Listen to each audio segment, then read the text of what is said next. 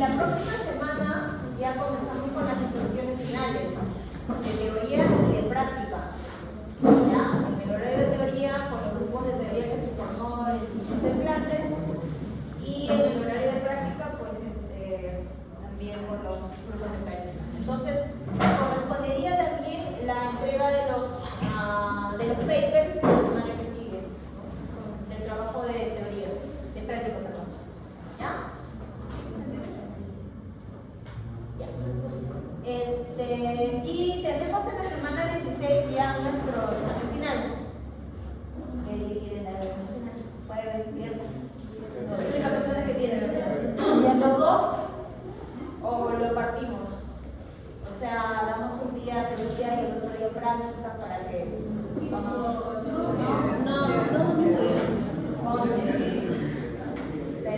Como siempre. ¿Cómo? Como siempre, ¿no? Como siempre, ya. Como siempre. Entonces el viernes damos nuestro examen final.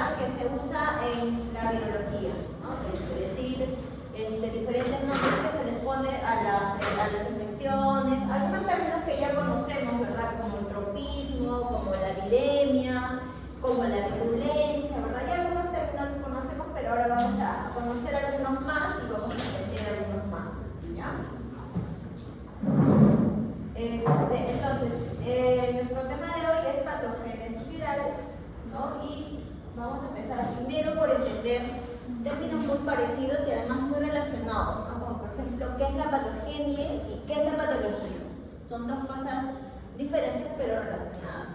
¿Qué entienden por patogenia? Que también ya antes lo hemos conversado, ¿no?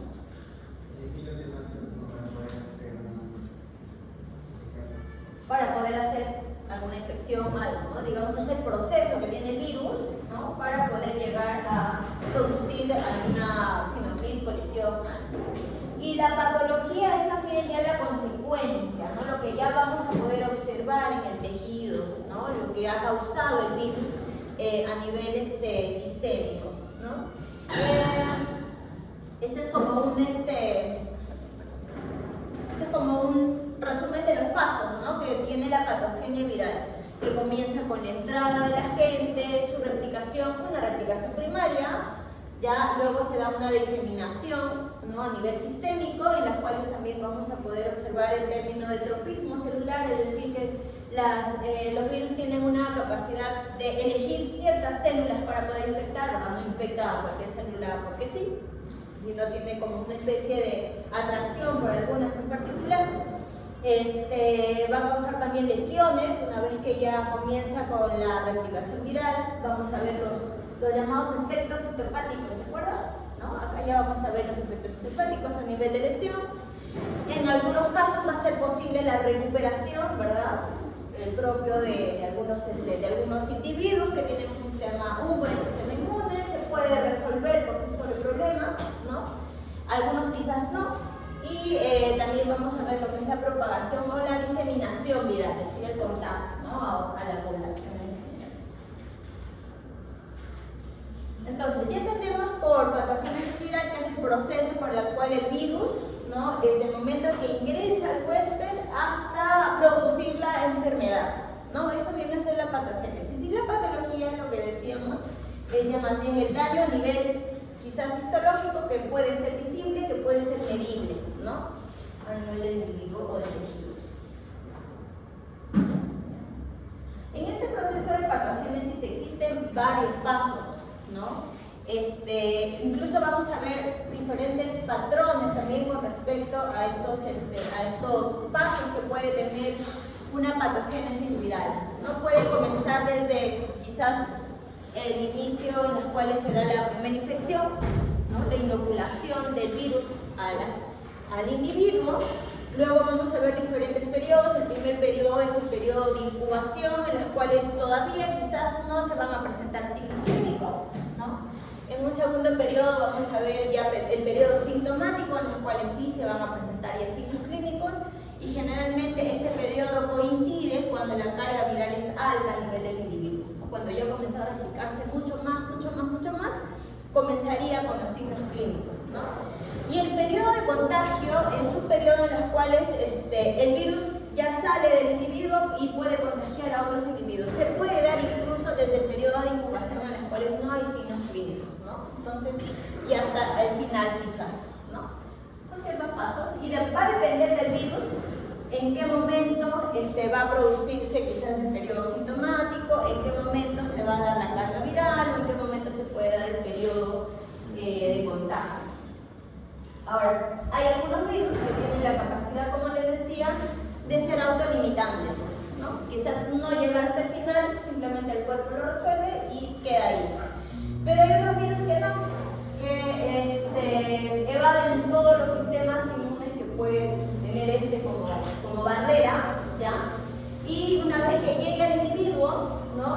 Va a producir la enfermedad sí o sí, ¿no? Como por ejemplo uno de estos virus que el sistema inmune no es capaz de controlar, no existe, digamos, periodos autolimitantes con este virus, es por ejemplo ébola, ¿no? Ébola es un virus que causa una enfermedad bastante mortal, bastante hiperaguda, ¿verdad? Con hemorragias profusas y en las cuales el individuo muere por hipovolemia, ¿no? Tenemos por acá, ya. Ahora, el primer paso para empezar el proceso de patogénesis es cuando el virus puede ya atravesar la primera barrera de protección del cuerpo. ¿Cuál es la primera barrera de protección de nuestro cuerpo? La piel. La piel, ¿no? La piel va a ser nuestra primera barrera de protección. Entre la piel también tenemos pues, las mucosas, ¿verdad? Las mucosas a nivel, no sé, de mucosa respiratoria, la mucosa oral. También van a ser parte de nuestra barrera primaria que nos van a proteger de las infecciones, en este caso hablando específicamente de infecciones virales, ¿no? Una vez que pasa esta primera barrera, pues iniciaría el periodo de infección. Ahora, para que se pueda dar la patogénesis o el inicio de la infección viral, existen varios factores. Dentro de estos factores vamos a involucrar a tres participantes en esta patogénesis. El hospedero, ya nosotros o algún individuo, el propio virus y el medio ambiente. Está por acá. No sé por qué está esto movido, yo lo moví. Lo voy a intentar acomodar esto.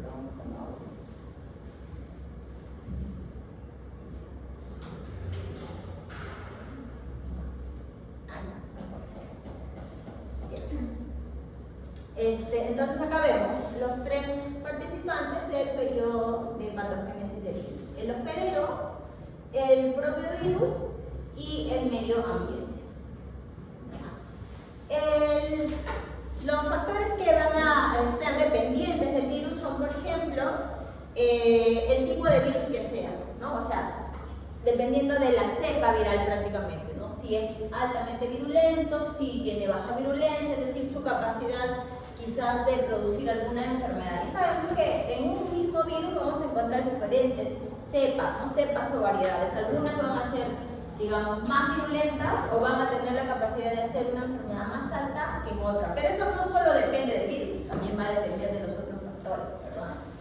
Pero otro factor que depende del virus va a ser, por ejemplo, la carga de infección, la carga viral de infección, el inóculo, ¿no? En la cual el individuo se expone a este primer contacto con el virus. Si es muy leve, quizás el cuerpo lo puede resolver, pero si es muy alta la infección, entonces va a vencer la primera barrera de protección, ¿verdad? Y va a comenzar con su proceso de infección, ¿no? Y eso también depende del virus. El segundo factor que es dependiente de la infección viral va a ser el medio ambiente, ¿no? Para que estos virus puedan, no sé, tolerar en un medio ambiente, va a depender quizás de una temperatura apropiada, adecuada para este virus, ¿no? La humedad, no sé, el pH, la ventilación, etc., ¿no? Diferentes factores medioambientales que van a determinar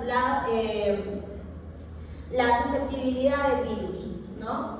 Por ejemplo, en el caso de la temperatura, los influenza, ¿no?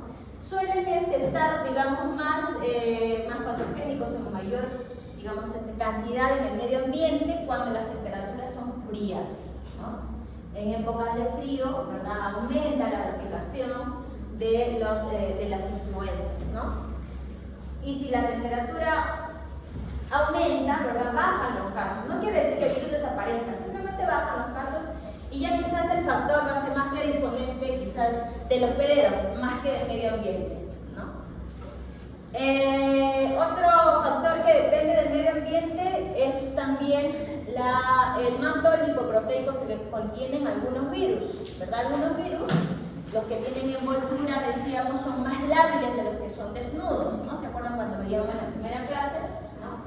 Estos son más lábiles, ¿por qué? Porque este manto lipoproteico es más sensible, ¿verdad? A ácidos, quizás a temperaturas también, ¿verdad?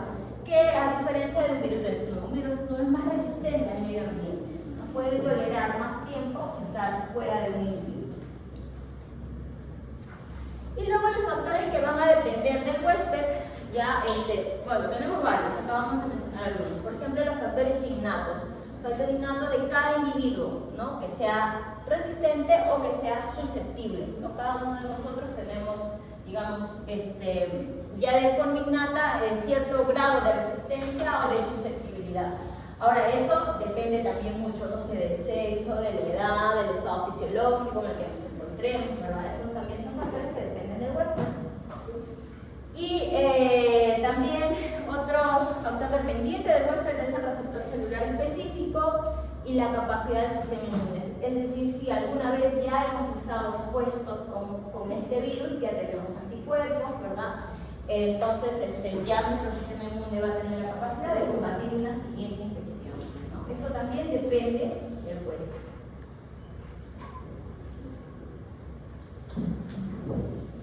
Pero para estas infecciones también vamos a ver que tenemos factores de riesgo, ¿no? Por ejemplo, estos de acá, factores de riesgo que van a ser dependientes del hospedero. Decíamos que la edad es un factor, hola, buenos días, que va a depender del huésped.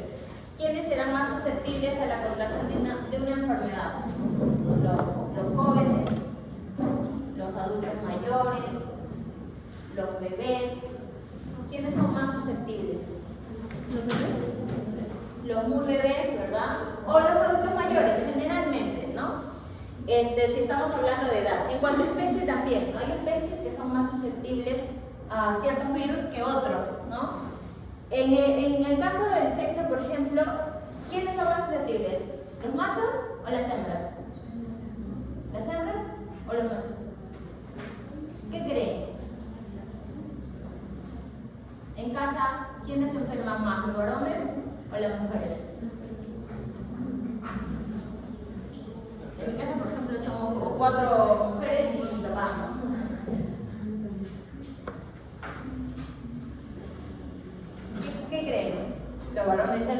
las mujeres. ¿Quiénes serán más susceptibles? Los que son más susceptibles son los varones. Los varones son los machos en este caso. ¿Por qué? Porque se dice de que las hormonas estrogénicas son hormonas de protección, ¿no? Porque en la naturaleza, ¿verdad? Una hembra tiene que ser mucho más fuerte a, no sé, a ciertas infecciones, porque nosotros vamos a seguir con la progenie, ¿no? Tenemos que estar fuertes para procrear. Entonces, nuestros estrógenos de alguna manera nos protegen. Ahora, cuando se hacen trabajos de este tipo, ¿no? De investigación con enfermedades infecciosas, se suelen buscar solo animales machos, ¿no? Para obtenerlos, ¿no? Porque ya sabemos que los estrógenos nos van a traer resultados muy variables, ¿no? Y también el estado inmunológico, ¿no? También, entre otras cosas. Ahora, otros factores de riesgo, ya también factores de riesgo dependientes del medio ambiente, por ejemplo, vienen a ser los viajes al extranjero, ¿no? Quizás yo me voy a un país en los cuales tiene ciertas enfermedades endémicas, ¿no? Que no lo tengo en mi país. Y yo he viajado y me he contagiado, pero como me he regresado rápido, cuando estuve en el otro país no tenía signos clínicos. Pero cuando ya he llegado acá, he comenzado con los signos clínicos de una enfermedad que no existe en mi país, ¿no? Cuando me he ido al extranjero. Y que muchas de las enfermedades que se han propagado de formas epidémicas o de formas pandémicas, como el coronavirus, que fue la última pandemia que hemos tenido, fue también precisamente por los viajes al extranjero, ¿no? El estilo de vida también es otro factor que va a predisponer al riesgo, ¿verdad? Estilos de vida saludable, sistema inmune más fuerte, por lo tanto, menor predisposición a las infecciones, ¿no? Animales jóvenes, muy jóvenes, ya estábamos hablando de la edad, ¿verdad? La edad reproductiva también aumentaría el riesgo de contraer enfermedades víricas, ¿no? Ya cuando los animales comenzamos a reproducirlos, ¿verdad? Quizás podemos inocularlos sin querer al momento quizás de la monta, ¿verdad? A veces no se suelen vacunar a los machos y el macho va a ser el que contagia a la hembra, una hembra que no tenía nada y la va a contagiar de algo, ¿no? De alguna enfermedad viral o bacteriana. Y entonces la edad reproductiva también es otro factor de riesgo. Y la época de año, ¿no? Épocas del año, ya decíamos, en épocas de invierno aumenta influenza, por ejemplo, o también podemos hablar de la presencia de los vectores, ¿no? En épocas de verano aumentan los vectores, por lo tanto aumentarían también algunos casos de enfermedades virales transmitidas por estos vectores, ¿no? Son estos factores de riesgo que van a predisponer a la presentación de enfermedades víricas.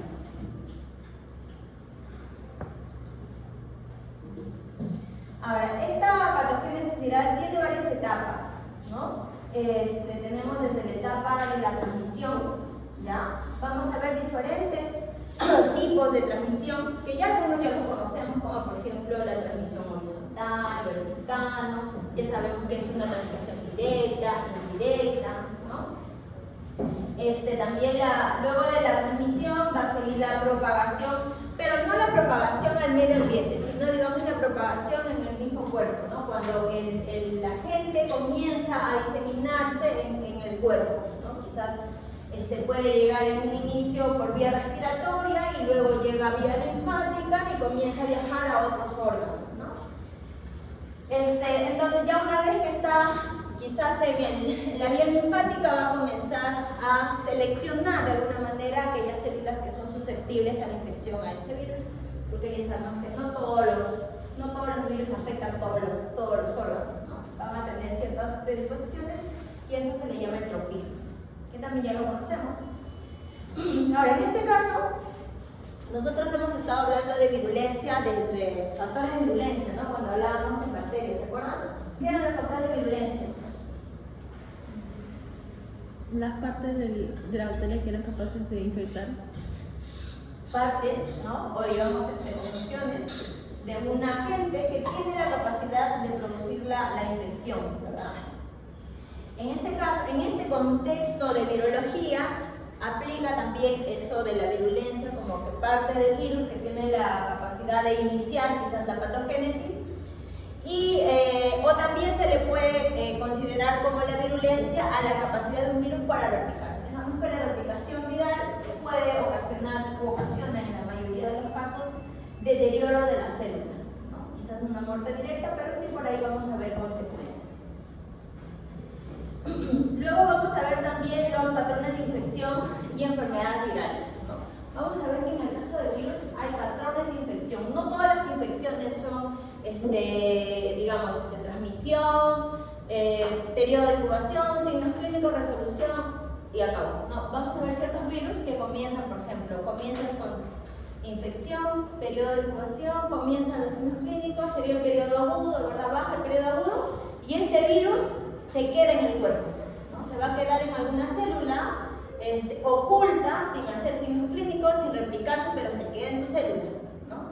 Ese periodo va a ser el periodo llamado de latencia, ahora lo vamos a ver, porque no hay nada, no ocurre nada, hasta que ocurre alguna, quizás algún factor que predisponga nuevamente la replicación, ¿no?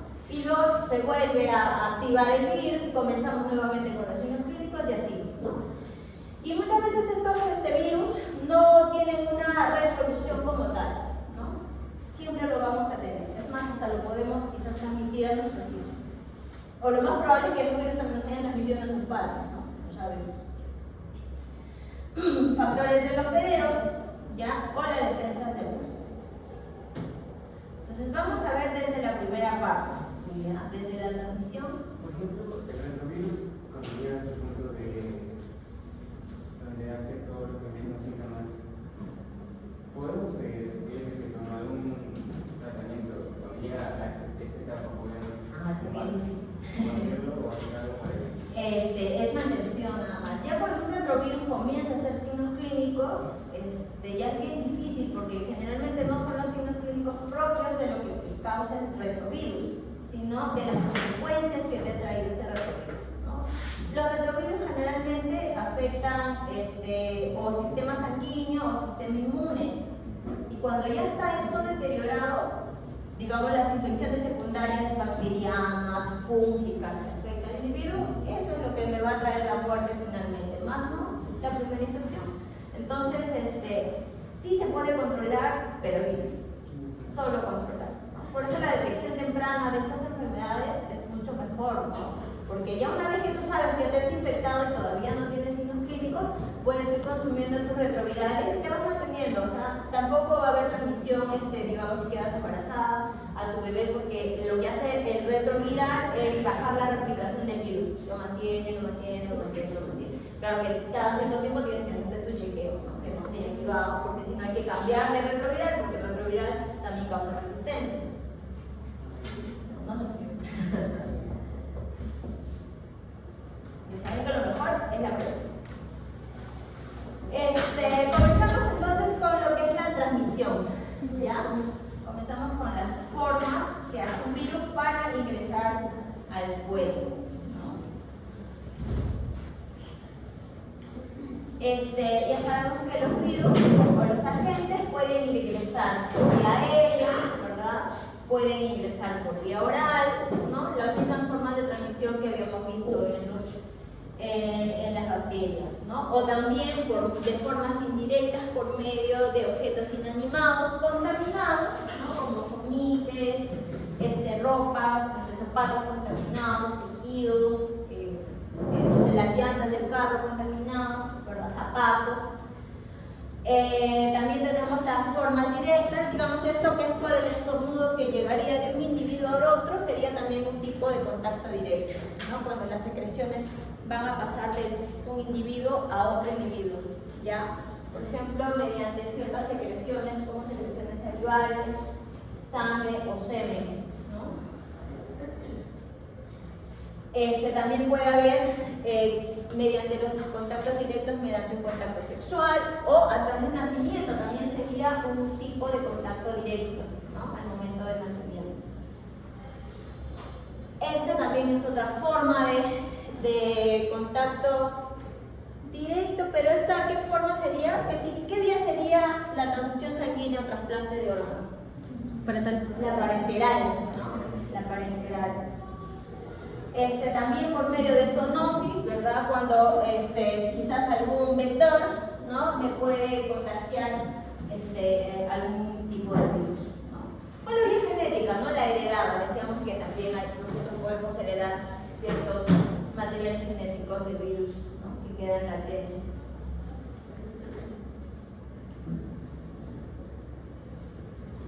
Otros tipos o vías de transmisión, ¿verdad? Que ya los hemos estado mencionando, digamos, van a ser solamente como que formas como se les denomina o se les clasifica, ¿no? Vamos a hacer básicamente como nomenclaturas para irlos conociendo. Ya decíamos que cuando hablamos de transmisiones directas estamos hablando de individuo enfermo e individuo sano, es decir, de individuo a individuo, ¿no? Por ejemplo, por medio de las vías respiratorias, el estornudo, o al momento de estar hablando, ¿verdad? Entre otras formas, por medio de las formas indirectas, por medio de vectores o fomites, ¿no? Que ya sabemos qué son los fomites, los objetos inanimados, o los vectores, ¿no? Por ejemplo, de virus que se transmiten por vías directas, las influencias, los coronavirus, que siempre fue de contacto directo la mayoría de los casos que hemos tenido, porque también han habido casos de coronavirus, ¿no? Que se transmitían por medio de manipulación de objetos, ¿no? Contaminados, también se podía dar, pero digamos, la mayoría de los casos fue por contacto directo de persona a persona. La viruela, en el caso de la viruela también se puede dar de ambas formas, porque en el caso de viruela se puede transmitir por medio de insectos, ¿no? Como un vector mecánico, ¿ya? O la fiebre amarilla también por medio de vectores, ¿no? Vectores biológicos. Acá, por ejemplo, tenemos más ejemplos de vías de transmisión, ¿ya? Este cuadro es de un libro, no sé si les he compartido, un libro de microbiología. Es el Cherries. Cherries. ¿Sí? ¿Les he compartido? No creo. Este es un libro de microbiología, es humana, ¿ya? Pero está bastante fácil de entender. Si no lo he compartido, me hacen acordar, se los comparto, no hay problema. Ahora, en este cuadro, miren, estamos viendo diferentes vías de ingreso, ¿ya? Con las diferentes fuentes o modos de transmisión y los ejemplos de virus que se pueden transmitir mediante estas formas, ¿no? Los más comunes, por ejemplo, la influenza, que lo estamos viendo en cada ejemplo, ¿verdad? Es un buen ejemplo, el virus de la influenza para varias cuestiones de transmisión directa, ¿no? Esta es la vía respiratoria, la vía cutánea, por ejemplo, tenemos el virus de la varicela o de la viruela, ¿verdad? Que es por también contacto directo entre piel a piel. También se puede dar por vía respiratoria, es decir, un paciente contaminado con viruela que estornude en tu cara, ¿no? También te puede infectar, ¿no? Y puede ingresar por vía respiratoria. Hacer un viaje, quizás la primera epidemia a nivel sanguíneo y luego por vía sanguínea va a llegar a tu piel y en tu piel es donde se va a dar, donde haya la forma que conocemos de viruela, ¿no? Otra forma de vía cutánea es, por ejemplo, como la forma parenteral por mordedura de algún animal infectado con rabia, ¿no? Que también ya lo conocemos. Y para nosotros es importante también conocer qué enfermedades virales se pueden transmitir mediante la picadura de insectos, ¿no? Que es la vía sanguínea, también una vía parenteral, o también diríamos que es una vía indirecta por medio de vectores, ¿no? Como por ejemplo el virus del dengue, los arbovirus, la fiebre amarilla, ¿no? Es, bueno, lo que más tenemos en nuestro medio, ¿no? Dengue y fiebre amarilla. Estos, bueno, son algunas enfermedades también ya de otros continentes, ¿no?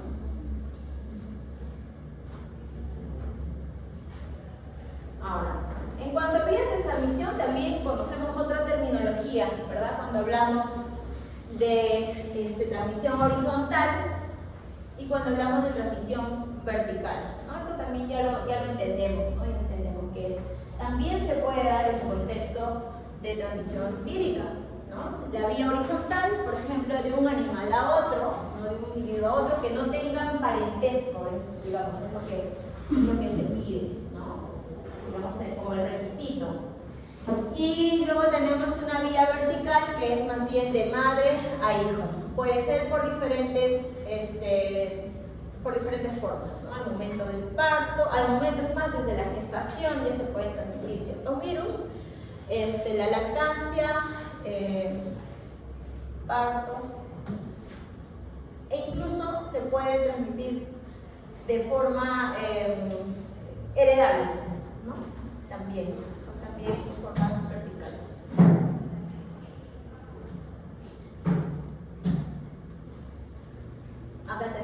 Más ejemplos de virus que se transmiten de forma vertical, ¿verdad?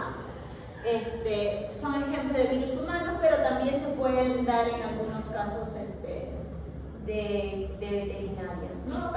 El que más conocemos es el de VIH, ¿no? Que se pueden dar en diferentes formas de transmisión vertical, ¿sí? Ya sea en el preparto o transplacentaria, es decir, al momento de la gestación, ¿verdad? Durante el parto o al momento de la lactancia también se puede dar la transmisión, ¿no? de los virus. Siempre y cuando la mamá, ¿verdad?, esté produciendo virus, ¿no? Esté, digamos, en la fase activa de la enfermedad. Ahora, siempre se menciona, vamos a ver muchos casos en los cuales vamos a citar al VIH como ejemplo. ¿Por qué? Porque VIH es el virus más estudiado de todos los virus, ¿no? Cuando VIH apareció en los años 80, 70, ¿verdad?, por ahí, se empezaba a estudiar a este virus porque hasta la actualidad sigue siendo considerado un virus pandémico, es un virus que se ha distribuido a nivel mundial. Entonces empezaron a hacer todos los estudios correspondientes con respecto a este virus. Primero conocerlo, ¿verdad?, cómo se transmite, en qué forma se da, a quiénes puede contagiar. Y en la actualidad, por ejemplo, ya se tiene una vacuna aprobada que también está todavía en evaluación, pero ya ha tenido buenos resultados, ¿no?, con respecto al VIH. ¿Pero por qué no se saca la vacuna? A ver, si el coronavirus, por ejemplo, ha tenido menos tiempo que conocimiento, algo así. ¿Por qué no se saca la vacuna para eficacia? Porque no funciona, es un retrovirus. Recuerda que son dos virus diferentes.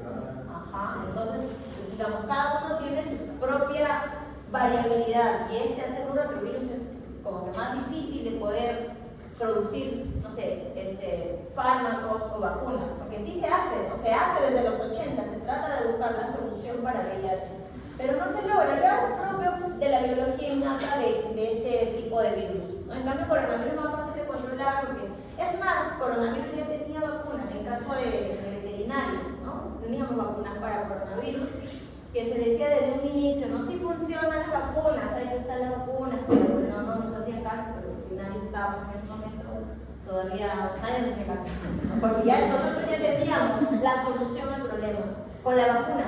Es más, se decía de que la enfermedad del coronavirus que daba a los animales se trataba como si fuera una infección, tal cual, entonces solamente se tenía que tratar con los signos clínicos, es decir, hacia, no sé, pues antihistamínicos, ¿verdad?, o antiinflamatorios, que por ahí lo ideal era que no se den los signos clínicos tan altos para no seguir infectando, ¿no? Pero no nos hacían caso, entonces se desató todo lo que se desató y al final no se dieron cuenta. No sé si escuché nada más. Cuando alguien tiene una sospecha de que, por ejemplo, ha estado con alguien que tiene VIH, hay como que un tratamiento, ¿no?, durante ese periodo de latencia, como que para que no desarrolle la enfermedad. ¿Eso es verdad? Si tienes una sospecha, ya comienzas a tomar retrovirales. ¿Para qué? La idea de tomar el retroviral no es que te vaya a matar el virus, simplemente es que el virus no se siga reproduciendo, no se siga multiplicando. Entonces lo va a dejar así siempre latente. Si te confirman, bueno, sigues con ese retroviral. Y si te confirman negativo, digamos, ya entonces ya dejas de tomar el retroviral como una forma de prevenir. ¿Pero si eres positivo no tomas por vida? Tienes que tomarlo de por vida. Claro, porque no hay forma de eliminar el virus. Simplemente lo único es mantenerlo latente, que no se multiplique. Por ejemplo, hay varios artistas, ¿no?, como el más conocido, que sigue tomando sus retrovirales, miren, ha tenido su bebé y todo, y normal, sigue con su vida normal, porque sigue con sus retrovirales siempre, ¿no? Desde qué año está, desde los 90 creo, ¿no?, que ha sido detectado con eso. Pero el libro dice que es heredable. Al momento de hacer el tratamiento ya no podría ser. Es heredable, pero sí estamos hablando de la madre. Ah, no, pero tú estás hablando de retrovirus. El VIH no es heredable. pero sí se puede transmitir cuando la mamá es positiva. Si la mamá es positiva, le va a transmitir al bebé, pero por medio de la placenta, o al momento del parto, o a la lactancia. Si son pareja, digamos, si son pareja y el varón tiene VIH y está controlado este VIH, ¿no? Si sabe que está controlado, no le va a contagiar a la mujer. Porque ya saben que el retrovirus no tiene que replicarse. Si él no sabe que está enfermo y sí ha tenido contacto sexual y no está tomando su retrovirus, entonces ahí sí le va a contagiar.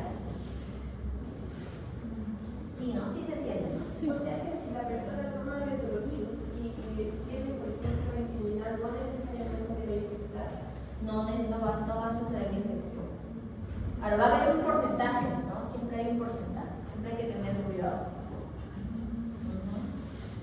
Si está tomando el retroviral, no se da la enfermedad, no se da el contagio.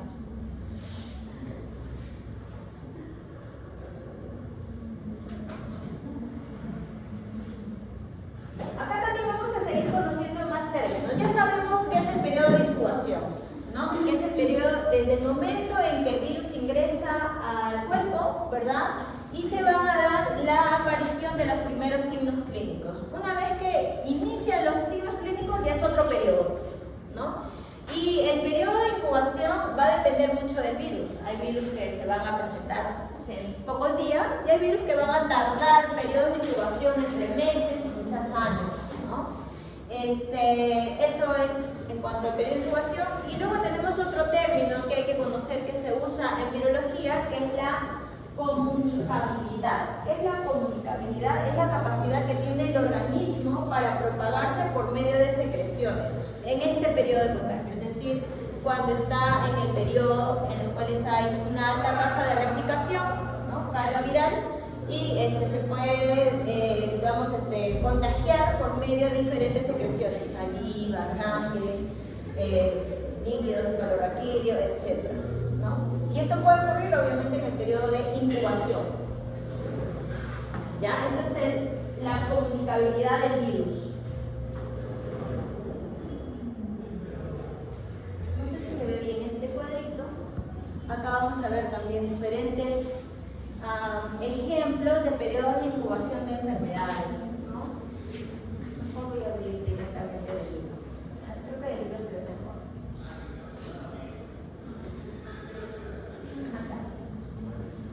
Sí, ¿no? Se ve. Ya. Por ejemplo, tenemos, ¿no? El virus de la influenza, periodo de incubación, 2 días y tienen sus signos clínicos, ¿no? En 2 días ya comienzas, no sé, con el malestar de la garganta, ¿no? Ya con ciertos malestares. ¿Qué otros virus tenemos? Por ejemplo, la poliovirus hasta 1 mes, ¿no? Para comenzar con los signos clínicos.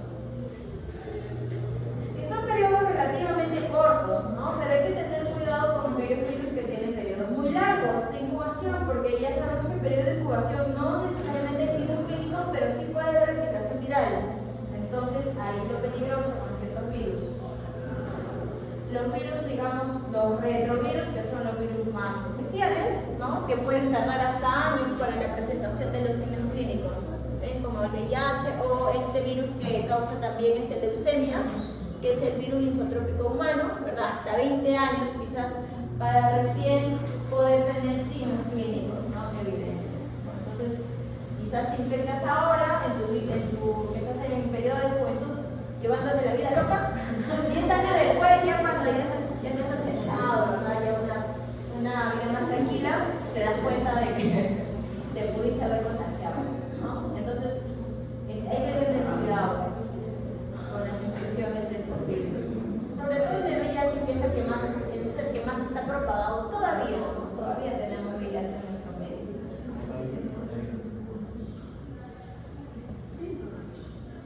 ¿Coronavirus? ¿Está preocupado? Hay campañas para detectar. No, pero no es broma, chicos. A la universidad, en San Marcos van cada año a hacerte tu despistaje de VIH. ¿Por qué no? O sea, tienes que tener un método de prevención. ¿Rotavirus?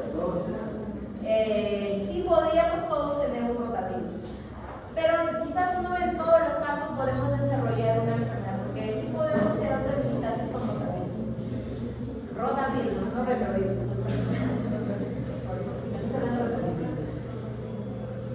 Miren, el coronavirus entre 2 y 10 días, ¿no? En medio de 5 días, más o menos lo que nos decía, ¿no? En ese tiempo. 4 días por ahí, 5 días, hasta 7 días, iniciaba los signos clínicos, una semana, y tenías que guardar cuarentena, ¿no? Por 7 días más, y luego ya podía salir.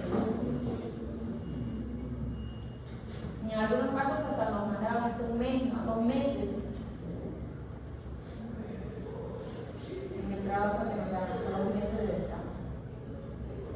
Entonces, bueno, va a depender mucho del virus también el periodo de incubación.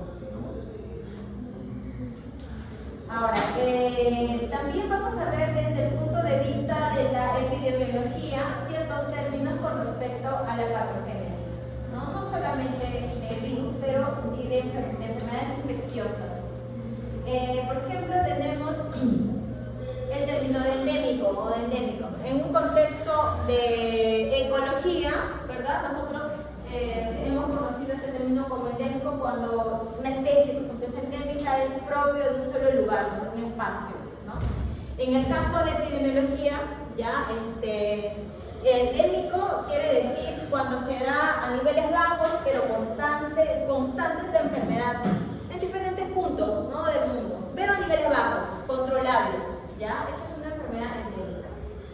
Por ejemplo, ¿qué enfermedad endémica tendremos nosotros?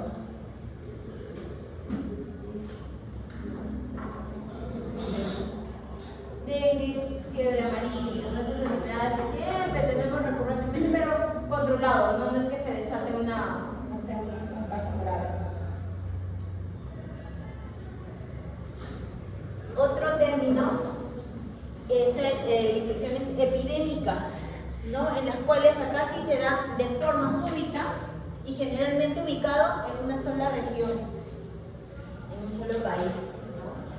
Por ejemplo, ¿qué enfermedades endémicas hemos tenido nosotros? Influenza. Influenza, pues no hemos tenido influenza como forma así súbita. No, antes. Influenza porque tenemos todo el año. Pero antes no había. La viruela del mono que hemos tenido, que creo que todavía seguimos teniendo, ha sido solo epidémico a nivel de Sudamérica.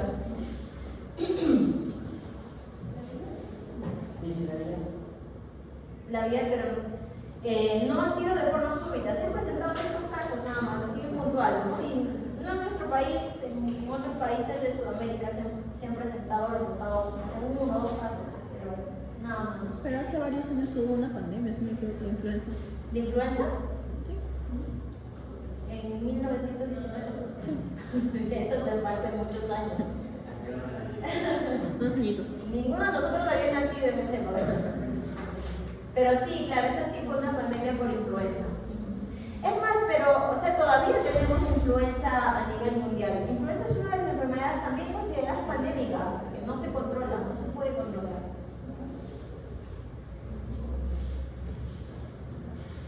Y enfermedades pandémicas, bueno, ya estoy ya conociendo, ya para que explicar que no pasa.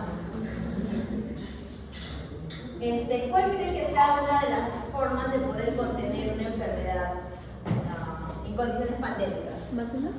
Una fórmula, una estrategia para poder controlar infecciones. Por ejemplo, la cuarentena. La cuarentena es una de las formas en las cuales se puede contener las enfermedades cuando se dan así de formas súbitas, rápidas, ¿no? De infección. Se ha comprobado de que una de las mejores formas de contener esta enfermedad es por medio de las cuarentenas.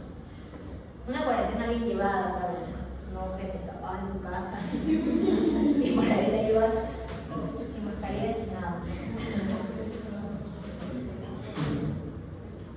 Ahora, en el caso de producción usamos siempre las cuarentenas, ¿no? Llevar animales nuevos, animales enfermos, se separan del grupo y se les mantiene en un periodo de cuarentena, de 40 días, hasta evaluar si hay la presencia o no de citopínicos, quizás evitar la propagación al resto del corral, y usamos siempre este método de contención de enfermedad.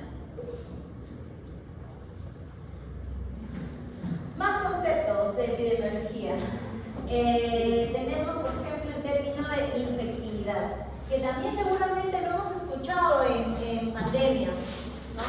La infectividad viene a ser la tasa de contagio, ¿ya? Y esta se va a medir como la frecuencia en la que se transmite una infección, ¿no? Cuando existe un contacto entre el virus y el individuo. Cuando hablábamos, ¿se acuerdan de tasa de contagio? En épocas de pandemia había un señor que reportaba día a día, ¿no? ¿Se acuerdan? Bueno, había varios, ¿no? Varios, no sé, youtubers que reportaban día a día. Pero según la OMS, ya, la infectividad viene a ser la tasa de contagio, es decir, la capacidad que tiene el virus la capacidad que tiene una persona de infectar el virus a otro grupo, ¿no? Por ejemplo, en la época en la que estamos en el pico más alto de infección de coronavirus, ya coronavirus tenía una tasa infectiva, una tasa de contagio de 1.4 hasta 3. Es decir, una persona podía contagiar hasta 3 personas, ¿no? Si es que había un contacto directo. Esa era la tasa. Esa es la tasa de contagio, o también llamado infectividad. Otros términos que vamos a conocer, por ejemplo, es el índice de la enfermedad, ¿no? Este viene a ser, también lo conocemos como la morbilidad, ¿no? Es el número de personas que desarrollan la enfermedad dividida entre las personas total infectadas, ¿no? Y la virulencia, nuevamente acá vamos a hablar de virulencia, ¿verdad? Virulencia en contexto epidemiológico significa el número de casos fatales, ¿ya? El número de casos fatales graves que van a desarrollarse en los casos totales de infección, que llegan a la muerte, ¿no?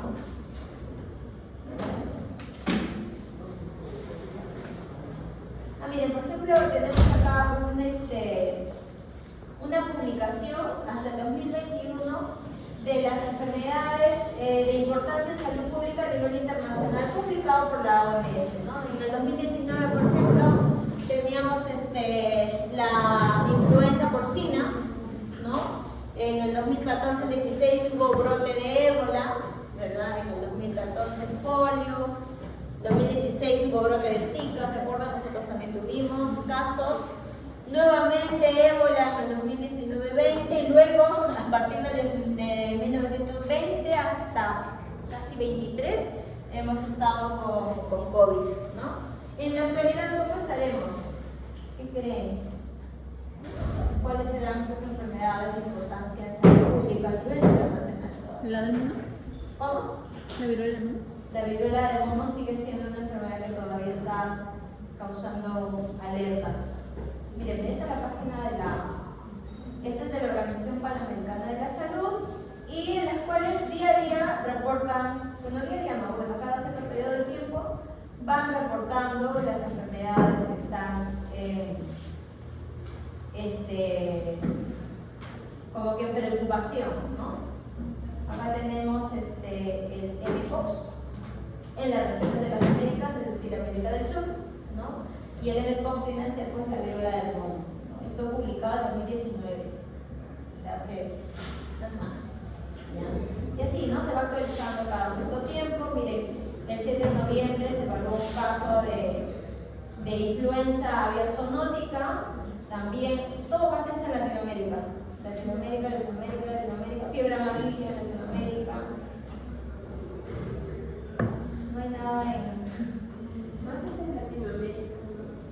Sí, esta debe ser seguramente de nuestra región, ¿no? Porque si nos comparamos con las regiones del África, ahora también no sé si al África vayan también a tomar datos, ¿no? Porque recuerden que hay datos que no se suben necesariamente, ¿no? Que no se estudian, no se evalúan.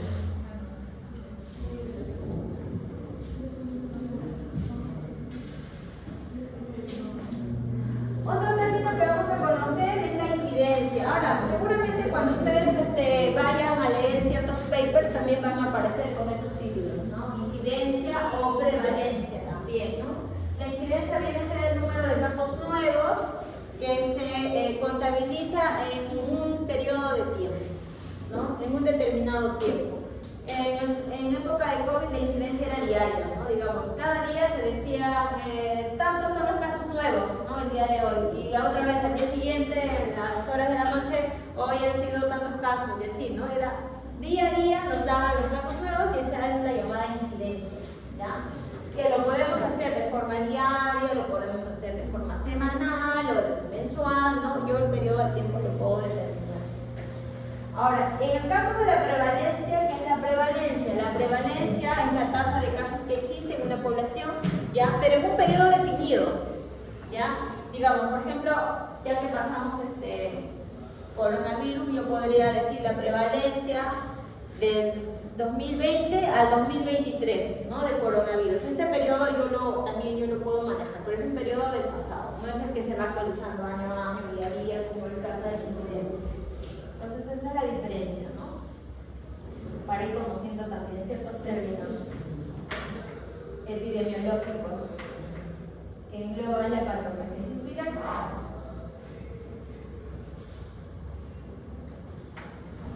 Ahora vamos a pasar con lo que es la propagación, ¿ya?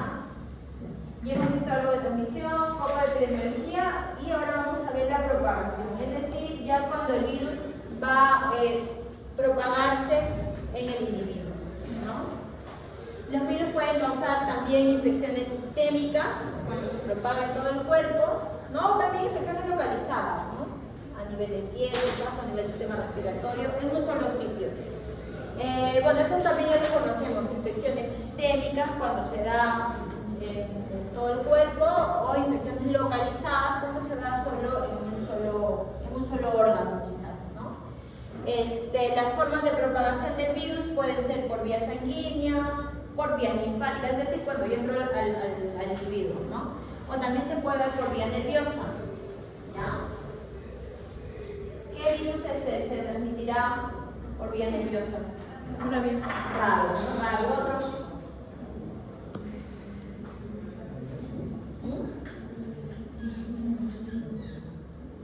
El virus también se da por vía nerviosa.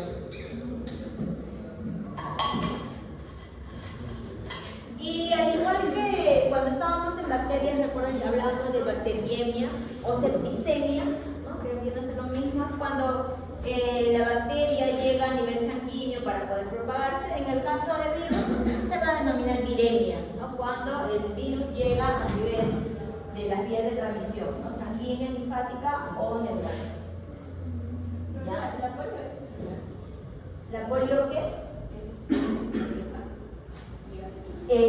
La polio puede llegar a ser nerviosa en su segunda epidemia, ¿ya? Porque polio hace un viaje bastante grande para llegar a ser nervioso. ¿Es la enfermedad frecuentemente en los niños?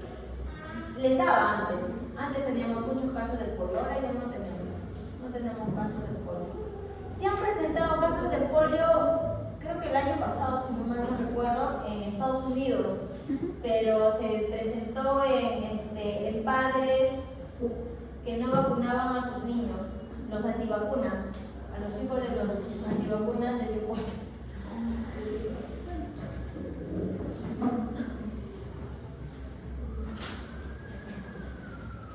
Ya. Entonces, una vez que viaja el virus por vía sistémica, ¿verdad? Va a llegar a las células cuales tiene el llamado tropismo, ¿no? Esta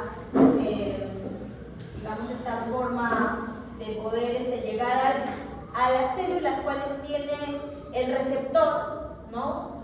Óptimo para que pueda unirse con sus proteínas, ¿no? De la cápsula o de la membrana. Si la célula no tiene ese receptor óptimo para esta proteína, entonces no se va a dar el tropismo, ¿no? Entonces el tropismo viene a ser la capacidad del virus para infectar poblaciones celulares de un mismo órgano o de varios también.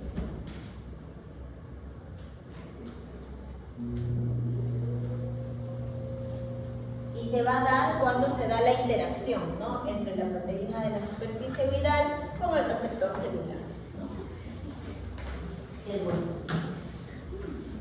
¿Qué más hablamos de tropismo?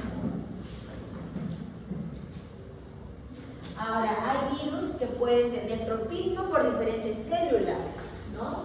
Decíamos, por ejemplo, en el caso de polio, ¿verdad? Lo que mencionaba Emi. En el caso de polio es una enfermedad que, digamos, en su primera infección tiene tropismo por las células del sistema gastrointestinal. Y luego, ya también puede tener tropismo por el sistema nervioso, ¿no? Entonces puede tener tropismo por diferentes células, ¿no? Depende del virus. Ahora también vamos a mencionar el término de infección del tejido diana. El tejido diana viene a ser también el tejido al cual tiene el virus, ¿no? El tropismo, que también es un sinónimo, ¿no? Entonces puede venir con cuál es la célula diana o cuál es la célula del cual tiene el tropismo, ¿no? Es lo mismo.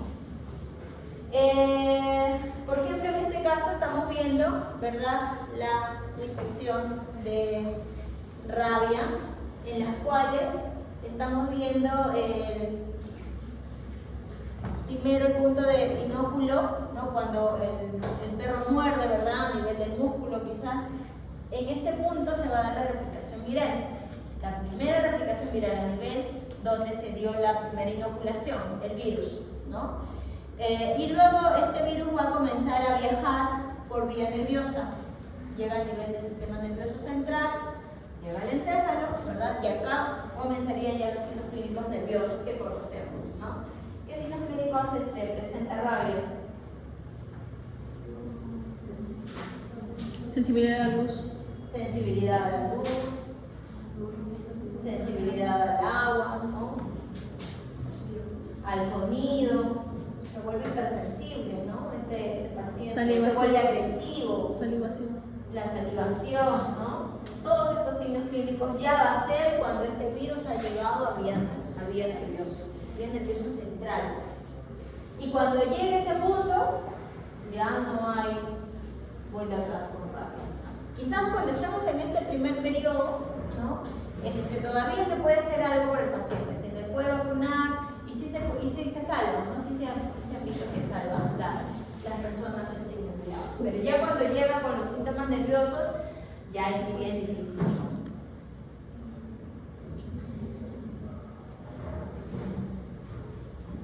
Ahora, cuando el virus viaja, ya decíamos, una vez que ingresa el virus, ¿no? Produce su primera replicación, ¿no? Quizás en el punto de inoculación, y va a llegar por primera vez a vía sanguínea, o vía sanguínea o vía linfática, ¿no? A esta primera llegada a la vía de transmisión se denomina viremia primaria, ¿ya? Y si este virus tiene la capacidad de seguir replicándose a nivel de los nódulos linfáticos o a nivel de del endotelio de los vasos sanguíneos, ¿no?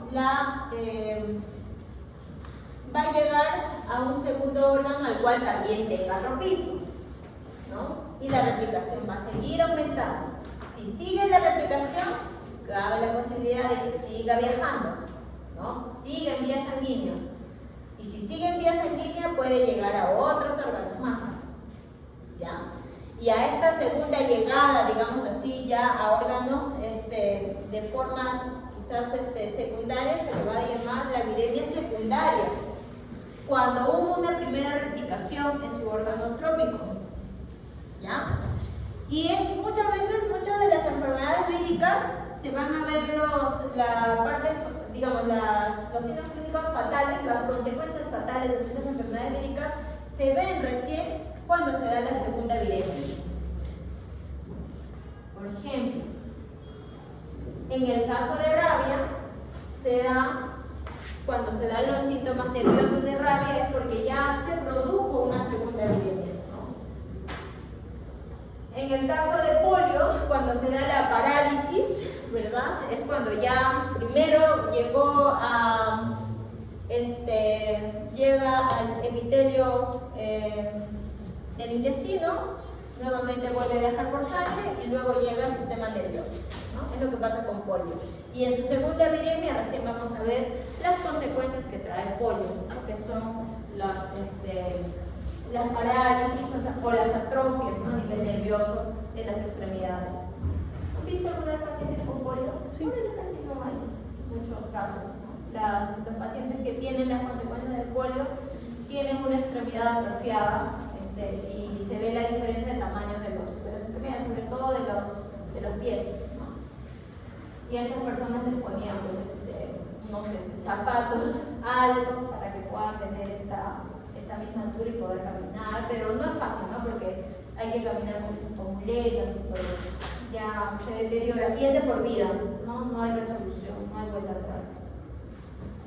En otros casos también tenemos, por ejemplo, las insuficiencias hepáticas, en el caso del virus de la hepatitis, ¿no?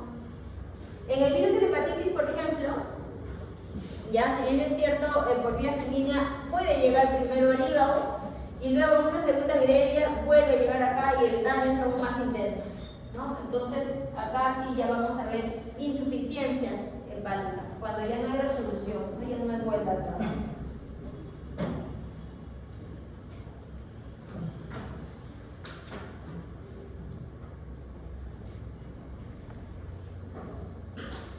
Ahora, la gravedad de la enfermedad va a depender de varias cosas, ¿no? Ya hemos hablado mucho de los factores, ¿no? De los factores que van a predisponer a una infección. Ahora, el grado de la enfermedad también, también se va a dar por estos factores, ¿no? Quizás hay muchos repetitivos, como por ejemplo la parte inmunológica del huésped, ¿no? La parte nutricional también, ¿no? Que está en estado nutricional, que también se encuentra el hospedero, ¿verdad? La parte genética, si, de qué raza es, quizás, ¿no? La edad, también decíamos que es un factor que va a predisponer, ya en este caso, a la gravedad de la enfermedad.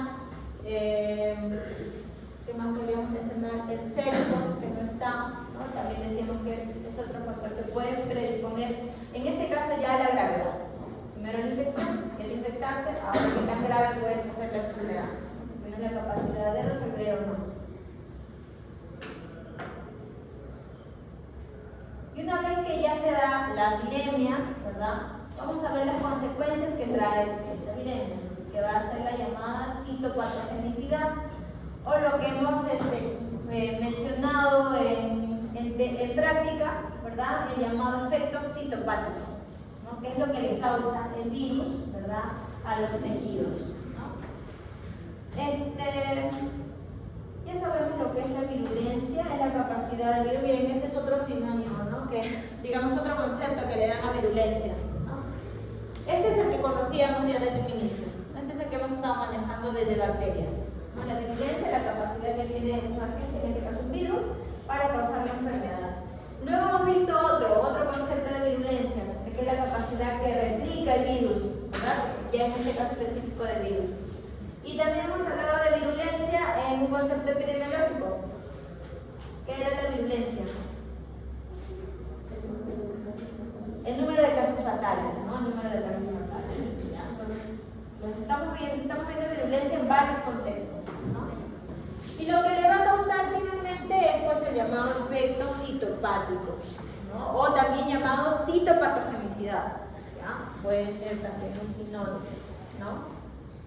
Y esto va a ser ya la capacidad del virus para causar cambios a nivel celular, degeneraciones o muertes quizás, ¿no? De la célula.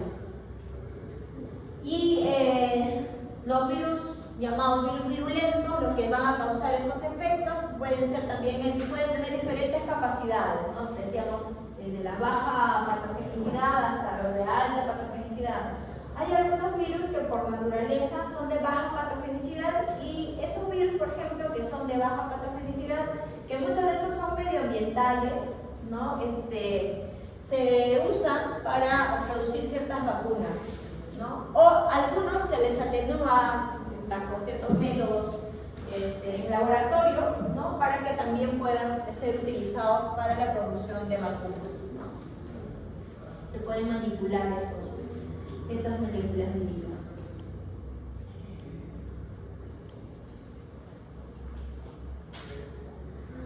Ahora, cuando hablábamos de efectos citopáticos, decíamos que es el daño que le va a provocar el virus a los tejidos, y esto también no solamente es que ver el daño, ¿no? También vamos a ver los signos clínicos.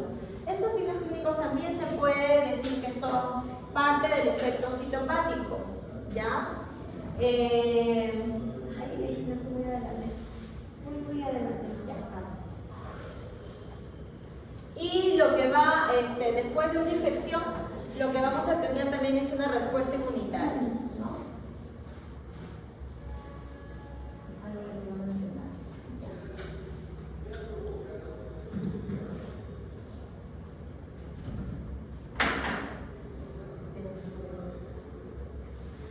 No sé dónde tenía efectos citopáticos diferentes. Ah, ya. Y vamos a seguir hablando de efectos citopáticos después. Vamos a pasar mejor a los tipos de infección médica. ¿Ya? Las infecciones, ahora sí, infecciones víricas. ¿Cómo es que causan estas infecciones los virus? ¿Ya? Vamos a ver ciertas terminologías y ahora vamos a entender. En el caso, por ejemplo, de que una infección no se dé, ¿no? Cuando hay un fracaso del virus, cuando este virus no ha sido capaz de poder producir partículas, o quizás las partículas no se ensamblaron, ¿no? A esta infección se le conoce como una infección abortiva, ¿no? Que generalmente se da, por ejemplo, en casos de infecciones autolimitantes, ¿no? Estas que no te van a producir daño. Tenemos también la llamada infección lítica, que es cuando se da la lisis celular y por lo tanto, si hay lisis, obviamente va a haber la muerte, ¿no? La muerte de la célula. Y esto se da cuando hay una producción activa del virus. También tenemos otro tipo de infección persistente. ¿Qué es la infección persistente? Es cuando se producen cantidades pequeñas de virus, ¿ya? Partículas pequeñas virales, pero no hay destrucción celular, ¿no? Va a ser como una infección en el tiempo, produciendo partículas, pero no hay destrucción de la célula. Va a persistir la célula, ¿no? Otra forma de infección que hacen los virus es la llamada infección recurrente latente. Es cuando el virus no produce, en ciertos periodos de tiempo, no produce partículas virales, ¿ya? Y luego, por algún motivo, por algún factor, se reactiva, ¿no? A esta infección se le conoce como recurrente, ¿no? Latente. Recurrente cuando se activa y latente cuando no hay producción de partículas virales, ¿no? Esto se puede dar, por ejemplo, cuando el material genético de estos virus van a permanecer en las células hospedera, no incluidas en el material genético de la célula hospedera, sin producción de virus, ¿no? Hasta que se pueda activar por algún motivo. Acá tenemos, por ejemplo, estas son imágenes de una infección abortiva, cuando no se da la formación o la liberación del virus como tal, y acá ya tenemos una infección de tipo lítica, ¿no?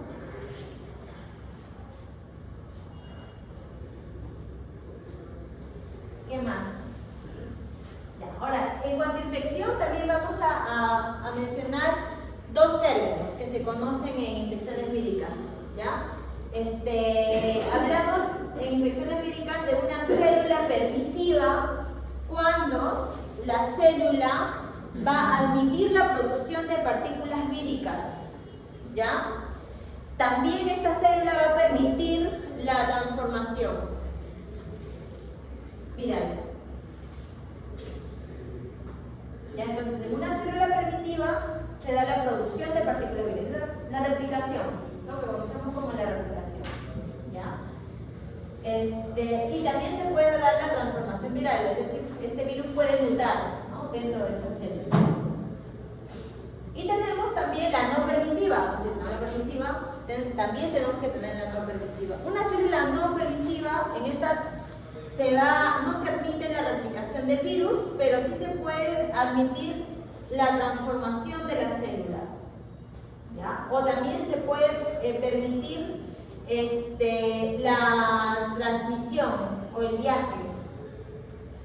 ¿Cómo voy a entender mejor estos dos conceptos?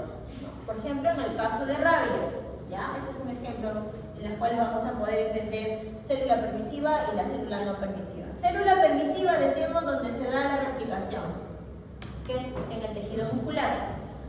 Se replica a nivel del tejido muscular, se replica, y se replica en tal cantidad que viaja a nivel del sistema nervioso. En el sistema nervioso solo viaja, no se replica. Ya cuando atraviesa todo el sistema nervioso central, bueno, todo ese viaje que hace, no se replica, pero sí puede haber transformaciones celulares, ¿no? Vamos a ver cuerpos de inclusión, quizás, ¿no? de los tejidos nerviosos, ¿no? Vamos a ver transformación celular, sí, pero no vamos a ver replicación como tal. Entra el virus, pero no se replica, ¿ya? ¿Sí se entiende, no? Ahora, otra cosa que conocemos también en virología, ¿ya? Es el patrón de infección viral, que ya hemos mencionado algunos, ¿no? Algunos patrones, por ejemplo, que hemos mencionado acá, la de infección persistente, la de infección recurrente latente, propio de las infecciones virales, ¿no? En cuanto a los patrones, entonces, vamos a ver diferentes patrones, ¿no? Una infección aguda, seguida de una depuración. Este viene a ser un patrón que viene a ser acá, esta de acá, por ejemplo, es una infección aguda, en las cuales, miren, acá tenemos la producción del virus y acá tenemos el tiempo, ¿no? En un periodo de tiempo vamos a ir elevando la producción viral, llega a un pico, ¿verdad? Y luego va bajando y desaparece en el tiempo y se resolvió el problema, ¿no? Ahora, esta barra roja que vemos acá, ¿ya? Viene a ser el periodo en el cual yo estoy observando signos clínicos. Miren, y generalmente los signos clínicos se pueden observar cuando tenemos la mayor tasa de replicación viral. ¿Ven? En un periodo agudo, entonces tenemos elevación de la producción viral, ¿ya? Presentación de signos clínicos, y luego baja la producción viral, desaparecen los signos clínicos y ya comienza a bajar toda la producción viral, ¿no? Y el problema se soluciona. Esto es entonces un patrón de infección aguda viral, ¿ya? Luego tenemos una infección recurrente latente. Recurrente latente, cuando no hay producción. Miren, esta es producción de virus, acá no hay producción viral. Recurrente latente. Recurrente, acá ni siquiera hay signos clínicos, latente, ¿no? Este tipo de infección es una infección crónica, porque se da en el tiempo y no se resuelve, ¿no? Solo lo puedes controlar, pero no lo puedes resolver, ¿no? Ejemplo de una infección recurrente latente: el VIH.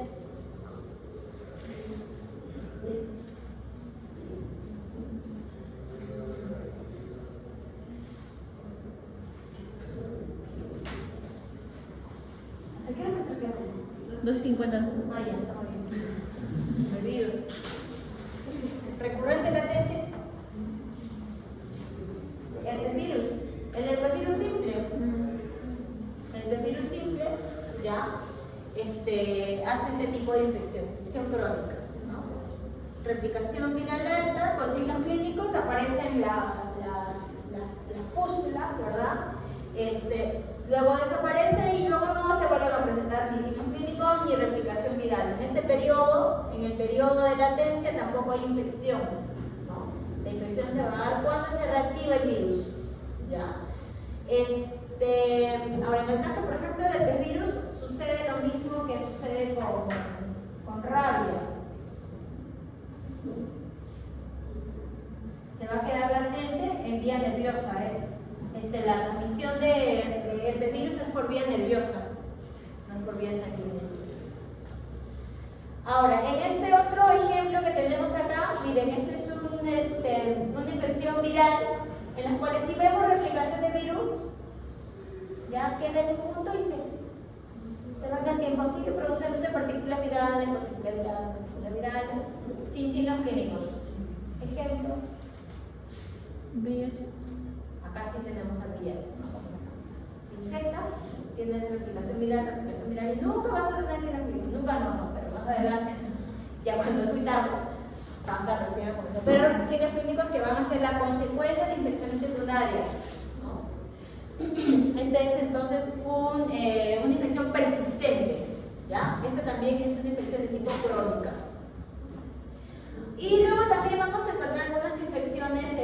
clínicas como este de acá, que también es un tipo crónico, en las cuales se pueden dar periodos persistentes, ¿ya? O de latencia, que también se puede comportar como este de acá, ¿no? Pero, digamos, en este ejemplo de acá, que también es un tipo de infección crónica, ya en una segunda infección es más fatal que la primera, ¿no? Como por ejemplo acá tenemos este virus que causa leucemia en humanos, el lipotrópico, ¿no? Quizás en un inicio podemos saber cierto grado de anemia en el paciente cuando es niño, ¿no? Y luego va a seguir aplicándose, pero en cantidades mínimas que casi ni cuenta te vas a dar, pasan como 20 años. Y ya luego cuando todo tu tejido sanguíneo está deteriorado, ¿verdad? Recién vas a tener signos clínicos, pero que pueden ser fatales, ¿no? Acá sí ya puede ser fatal. Entonces, se entiende, ¿no? Que es un periodo de latencia, de recurrencia, de persistencia, aguda, crónica, ¿sí? ¿Está bien claro? Y ese último, a este último le dice infección aguda con latencia. Aguda con latencia, aguda. Solo se da eso.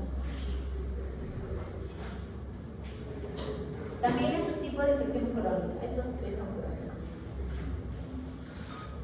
Ejemplo de infección aguda. Rabia. Coronavirus. Coronavirus puede ser.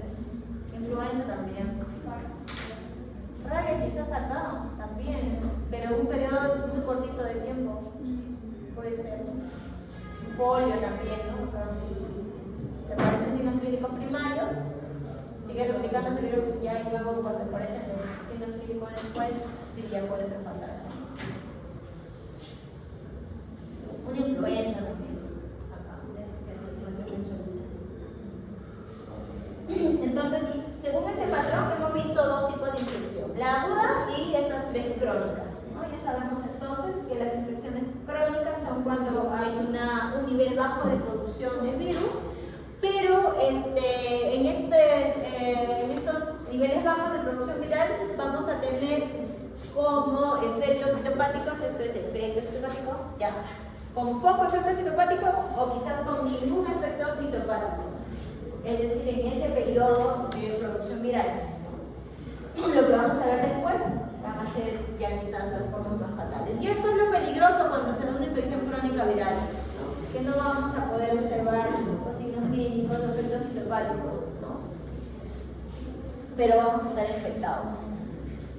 Y luego vamos a ver otro término también que se menciona en infecciones virales, que es la transformación viral. Cuando el virus tiene la capacidad de infectar a una célula, ¿verdad? Y además incluirse en el material genético de la célula y comenzar a reproducir a la célula, pero de forma irregular, transformando a la célula como tal.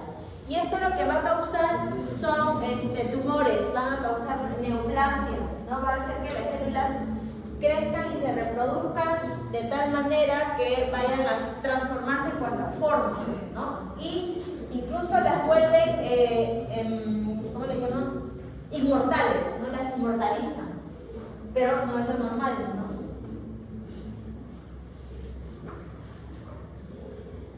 Ahora, dentro de nuestro cuerpo, para todos los virus existen células, ¿ya? En las cuales vamos a ver los diferentes efectos citopáticos. Esto también ya lo vimos, ¿no? En práctica. Efectos citopáticos a nivel del núcleo de la célula, efectos citopáticos a nivel del citoplasma, o pueden ser también a nivel de la membrana, ¿no? A nivel del núcleo, por ejemplo, podemos ver inclusiones, podemos ver quizás engrosamientos de la pared del núcleo, ¿no? O deformaciones del núcleo, ¿verdad? En el caso del citoplasma también podemos ver cuerpos de inclusión a nivel citoplasmático o vacuolizaciones, que son estos espacios que se van formando, ¿verdad? También lo vimos, me acuerdo de haber puesto una imagen de vacuolización en la PPP práctica. Y A nivel de la membrana se puede dar la lisis, ¿no?, de la membrana y llevar a la muerte celular, o también se puede dar la fusión de membranas, ¿no?, llamados sitios celulares.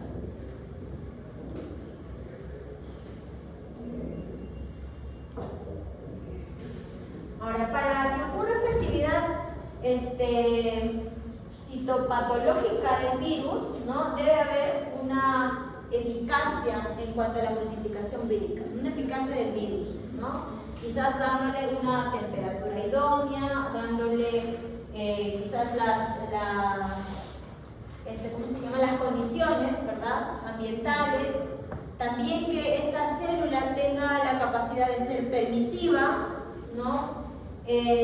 También este virus tiene que tener proteínas víricas citotóxicas para que pueda causar los efectos citopáticos, no sería capaz de causar alguna toxicidad a nivel de la célula, ¿verdad? Tiene que tener la capacidad de inhibir las síntesis celulares de macromoléculas, ¿verdad? Va de alguna manera también interferir a nivel del metabolismo de la producción de ciertas macromoléculas, ¿no? Y de esta forma va deteriorando las células. Y bueno, lo que vamos a ver también muchas veces son la acumulación de las proteínas, que decíamos que son parte, ¿no?, de los efectos citopáticos. Este es otro tipo, ¿no?, también de alteración que producen los virus a nivel celular, ¿no?, que es la inmortalización de las células. En el caso de algunos virus que son virus que provocan neoplasias, ¿no? Como, ¿qué virus conocen que producen neoplasias? Células tumorales. Enfermedad vírica que produce neoplasias, VIH, papiloma.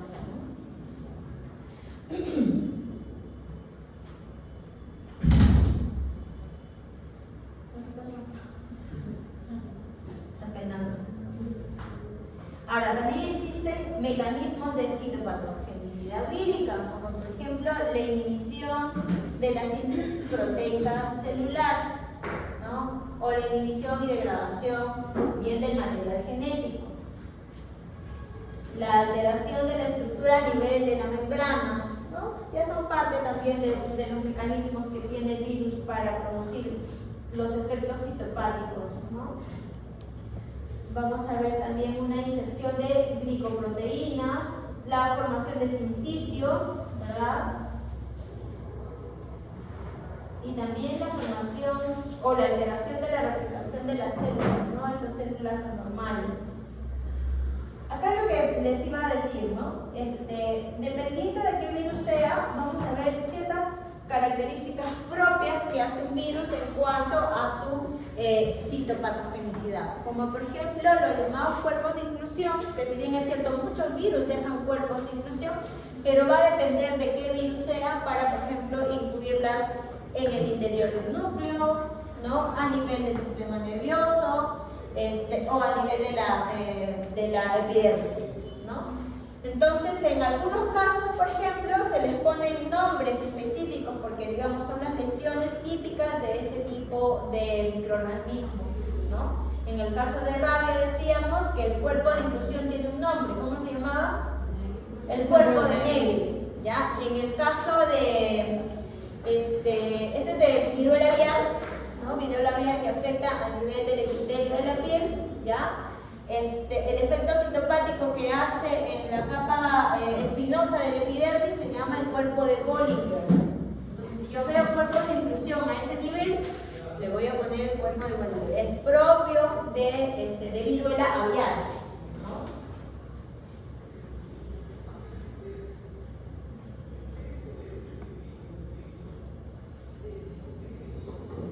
Estos son otros términos también que ya los conocemos, ¿no? Por ejemplo, las llamadas infecciones líticas. ¿Qué son las infecciones líticas? Las que tienen cierto periodo en el que hay más concentración de replicación y es cada cierto tiempo. ¿Crónica? Eso es algo. No, la crónica sí.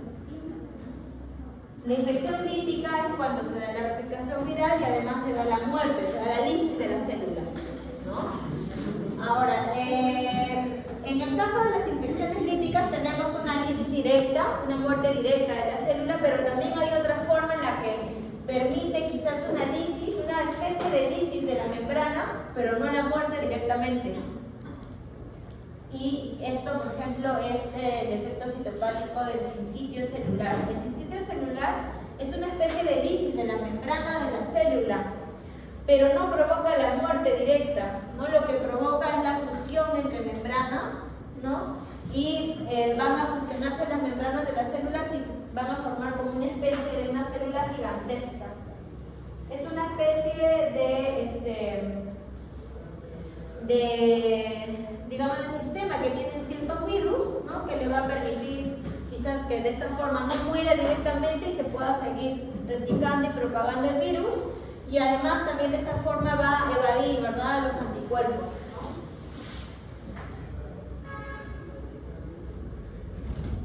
Son estrategias virales. También llamamos las infecciones no líticas. Acá en las infecciones no líticas, eso también ya tenemos varios ejemplos de virus que hacen infecciones no líticas, ¿no? Las que no producen directamente la muerte, ¿no? En caso de las infecciones persistentes, por ejemplo, hay una replicación viral, pero no se va a producir directamente la muerte de la célula, ¿no? Vamos a poder ir viendo quizás otras deformaciones. En el caso también de las infecciones latentes, que son estas infecciones en las cuales no hay replicación de partículas virales, no hay signos clínicos, también es un tipo de infección no lítica, ¿no? En el caso de las infecciones latentes, generalmente estas infecciones latentes se dan por virus que adjuntan este material genético al material genético de la célula, y es la única forma que puede permanecer latente en el interior del cuerpo, ¿no? Y no morir en el interior. Ahora, ¿qué factores tendría que produciría quizás una reactivación de este periodo? ¿Qué tendría que suceder para que se reactive el periodo de latencia y se dé nuevamente la infección o la replicación del virus? ¿Sistema inmune comprometido? Sistema inmune. Básicamente, una baja del sistema inmune hace que se reactive una infección latente. Por ejemplo, en épocas de examen, ¿no? Y ya falta poco, finales de ciclo, ¿no? Baja el sistema inmune y nos dan muchas enfermedades, ¿no? Algunos les comienzan a dar alergia viral, que es una infección latente recurrente, o algunos se vuelven tan sensibles que comienzan a tener gripes, alergias, ¿no? También parte, no de latencia, pero sí es parte del sistema inmune, ¿no? Nos debilitamos y comenzamos a sufrir diferentes enfermedades. Ahora pasa de que en ese periodo de estrés, ¿no? El cuerpo está, digamos, tan concentrado y de alguna forma todavía protegido, ¿no? En esos momentos, y no estamos del todo enfermos, ¿ya? Pasa ese periodo y, digamos, como que el cuerpo se relaja y sabe que ha estado, digamos, en un periodo alto de estrés y recién comienza a enfermarse de todo. ¿No? ¿No les ha pasado? Sí. Ya, pasa. Es un sistema, es un mecanismo también de protección, ¿no? Que también tenemos. Ahora falta que terminamos ahora en la realidad de enfermos, ¿no? Con gripe, con alergia. Suele pasar.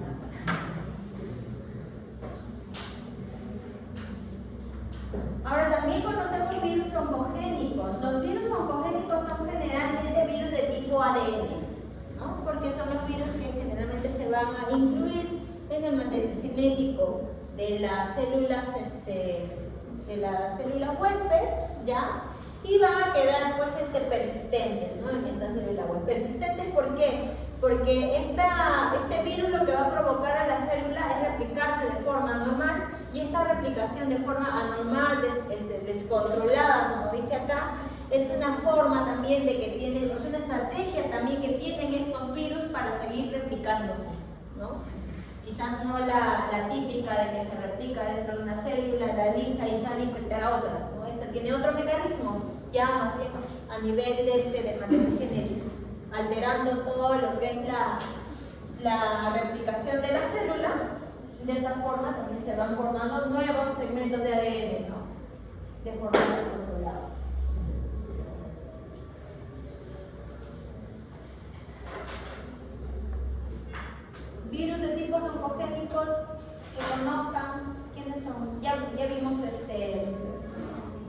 BPH. VPH, otro. ¿Este de qué será?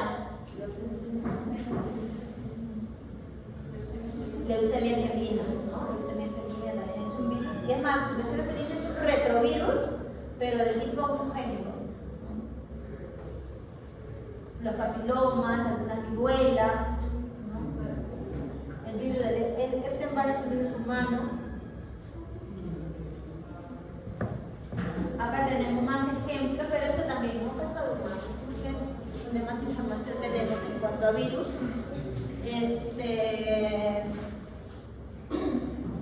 Virus de tipo ADN, como parvovirus, polio, virus del papiloma, hepatitis, toda una lista, y solo los que producen tumores son, por ejemplo, virus del papiloma, que conocemos, ¿no?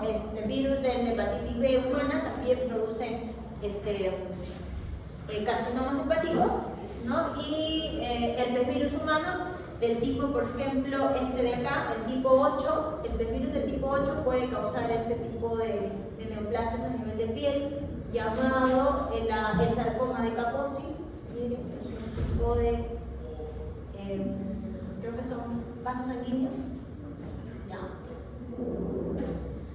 Y en el caso de virus de ARN, los que causan oncogénesis son, por ejemplo, los retrovirus, como la leucemia, ¿no? Y también el de hepatitis C. Ahora, en el caso de veterinaria,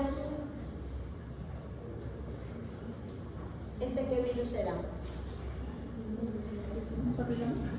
Papiloma, ¿no? Papiloma bovino. ¿Ya? Glóbulos rojos, leucemia felina, ¿qué es?